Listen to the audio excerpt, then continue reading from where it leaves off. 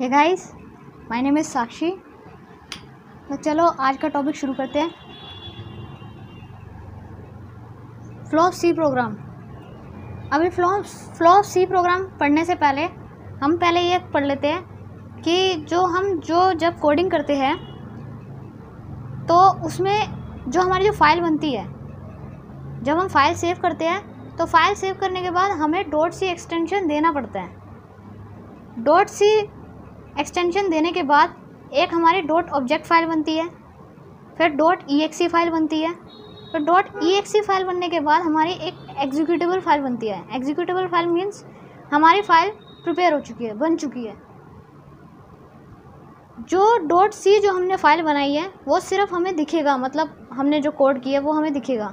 बाकी जो .object .exe जो एग्जीक्यूटेबल फाइल है, पीछे से काम हो रहा है, यह हमें दिखेगा नहीं, ठीक है। लेकिन एक थ्योरी के वजह से हमें जानना ये ज़रूरी है कि ये सब काम कैसे करता है।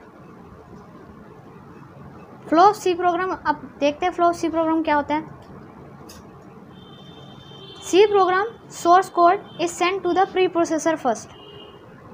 सी प्रोग्राम जो हमारा जो प्रोग्राम होता है वो एक तरह से हमारा सोर्स कोड, यानी कि जो हम कोडिंग करते हैं उसे हम प्रोग्राम कहते हैं। तो C program source code is send to the preprocessor first. पहले वो प्री प्रोसेसर के पास जाता है। The preprocessor is responsible to convert preprocessor directives into their respective values.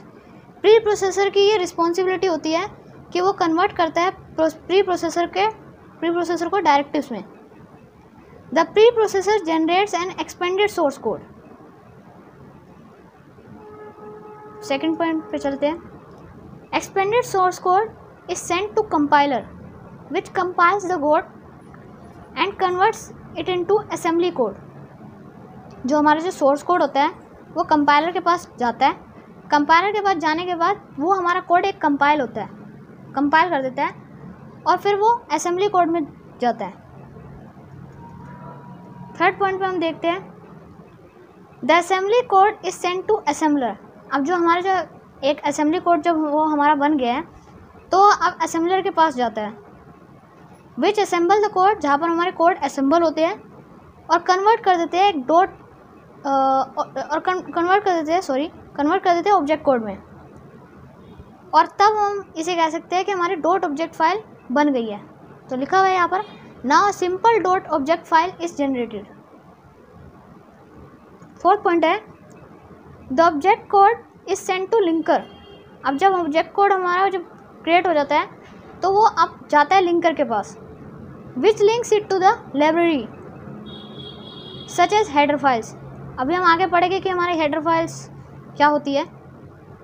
Then it is converted executable code. अब converted और executable code बात एक ही है। A simple .exe file is generated. इसके बाद हमारी .exe फाइल बन जाती है। The executable code is send to loader. अब जब हमारी एग्जीक्यूटेबल कोड बन जाती है तो फिर एग्जीक्यूटेबल कोड लोड होता है, which leads it into memory and then it is executed. After execution output is send to console. अब जो हमारा जो प्रोग्राम जो हम लिखते हैं तो हमारे प्रोग्राम में हमें कितनी मेमोरी चाहिए, ये सब जो डिसाइड होता है वो लोडर डिसाइड करता है। उसके बाद जब सब कुछ प्रिपेयर हो जाता है उसके बाद हमारी एक एग्जीक्यूटेबल फाइल बन जाती है और एग्जीक्यूटेबल फाइल बनने के बाद हमें वो आउटपुट दिखा देता है। अब चलते हैं, जो हम कोड करते हैं उसमें कई सारे प्री डिफाइंड फंक्शन होते हैं। धीरे धीरे एक एक करके हम पढ़ेंगे, जैसे printf and scanf in C. तो printf and scanf function are use for input and output in C language. जो printf और scanf फंक्शन जो यूज़ करे जाते हैं वो इनपुट और आउटपुट के लिए यूज़ करे जाते हैं सी लैंग्वेज में। Both function are inbuilt. Inbuilt का मतलब जो पहले से हमारे बने हुए हैं, हमने नहीं बनाए, जो पहले से बने हुए हैं, जो डेनिस रिचर ने मतलब जिन्होंने ये लैंग्वेज बनाई है पहले से बने हुए, इनबिल्ट है। तो both functions are inbuilt library function define in studio.h header file. तो यहाँ पर हेडर फाइल की बात करते हैं। जो हम लिखते हैं कोडिंग में तो वहाँ पर हम पहले लिखते हैं इंक्लूड studio.h। अभी हम पढ़ेंगे जो उसके आगे हैश होता है वो हमारा प्री प्रोसेसर होता है, और जो studio.h है वो हमारा हेडर फाइल है। तो उन्होंने यही बोला है कि studio.h में printf और scanf फंक्शन बहुत यूज़ करे जाते हैं। printf फंक्शन कैसे यूज़ करते हैं? The printf function is use for output. It prints the given statement to the console. तो printf में जैसे हमें सिंपल भाषा में अगर हम समझें तो printf में जैसे हमें कोई चीज़ प्रिंट करवानी है। अब जैसे मेरा नाम है, माय नेम इज़ साक्षी, तो मैं printf लिखूँगी, printf डबल कोट्स में माय नेम इज़ साक्षी और टर्मिनेटर, वो सब हम जानेंगे अभी। तो इसका सिंटेक्स क्या होता है? The syntax of printf function is given below.